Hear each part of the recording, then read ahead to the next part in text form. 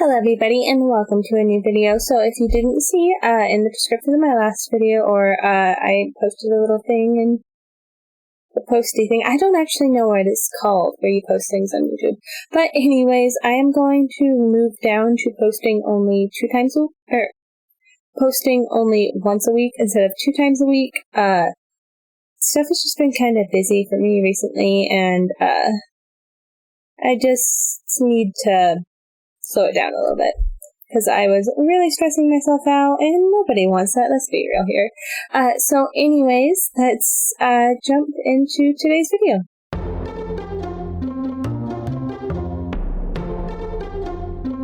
Alright, so today we are going to be going over a slot machine minigame.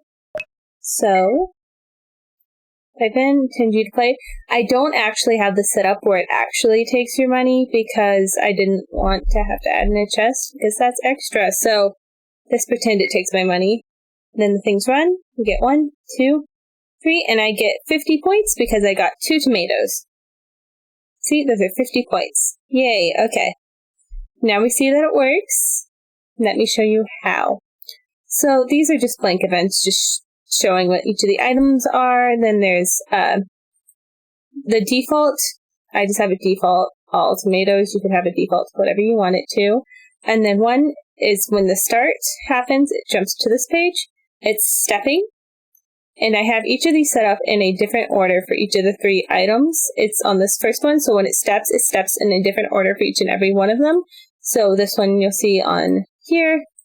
Instead it's starting here. It's the same for the rest of them. And then 3 is if row run equals 1, it's tomato. If it equals 2, it's hamburger. If it equals 5, it's lettuce. Same thing here, except for it's for row 2 equals 1, 2, 3, and row 3. So, I don't believe, yeah, those are just defunct things that I kept in case my new ideas didn't work. So it's set to parallel, 10/G, since I didn't change this to the default, it still has 2 gold. Yes, no, and no. It jumps to the label at the bottom, which is here, and then erases the event. I have it set to erase event just for testing. You'd want to transfer the player out of the screen and back to like wherever you have the slot machine at. But when yes, it changes, it takes the gold. Normally, you would want to have a conditional branch in here. That's if party has greater than or equal to 10, then it would run it and have an else branch saying, oh, sorry, you don't have enough money.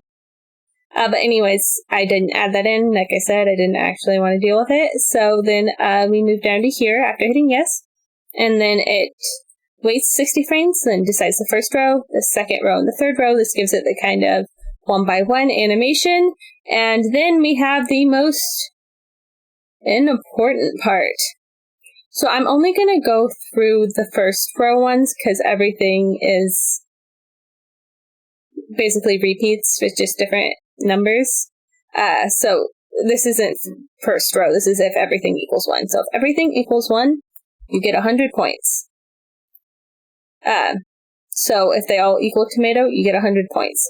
I did not go through and change all the points. I have 150. So if it's any of the 3s, you get 100. If it's any of these, you get 50. That's how I have it set up. Ignore the point totals I wrote there. Oh, before I actually dive too deep into this is a parallax. I just created this in GIMP real quick and then have it set as the background parallax. Anyways, so if all of them equal 1, you get 100 points. If only 2 of them equal 1, you get 50 points. Now, I did it so it could be these 2, it could be these 2, or it could be these 2. You could have it so it only has to be in a row. You would just have to specify it. But anyway, so if row 1 and row 2 equals 1, if row 3 and row 1 equals 1, or if row 2 and row 3 equals 1. And then it just repeats, except for now it equals 2. And then here you change a variable score and add a constant. So I added 50. And then these are just repeats for 2 and 3. And then down here, it shows you your total points, which is using the control character /v, and then the number of the variable for the score, which is 191. And then it resets row 1, 2, 3, turns start off, waits a couple seconds, and then jumps to label here, which is at the top, and then it just loops through again.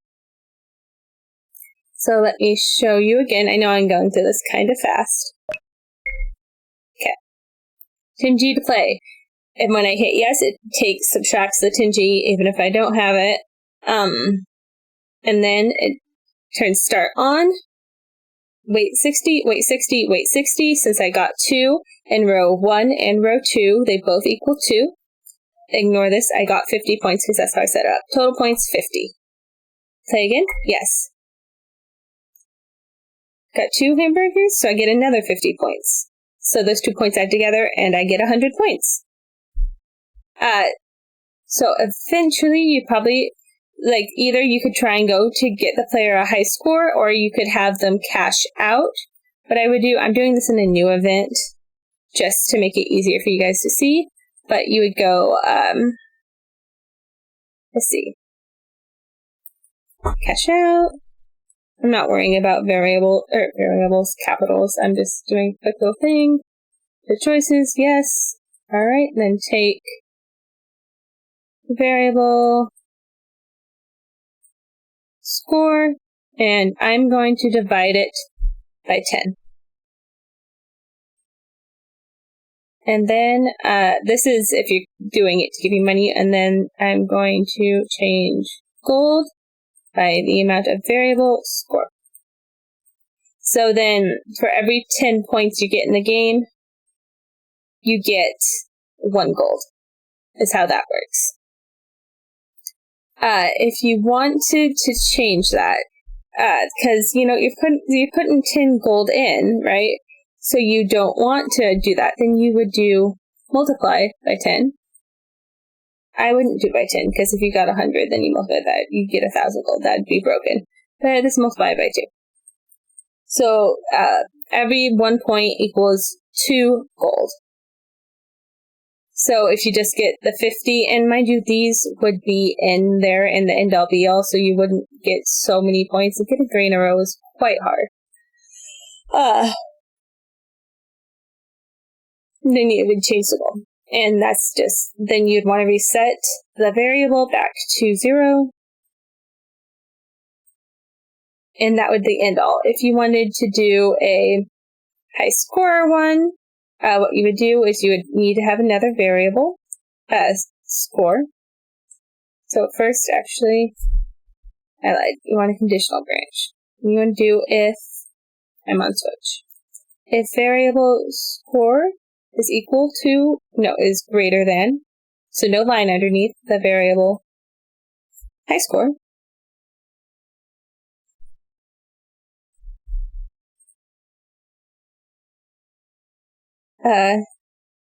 If it's not, it'll be like, oh well.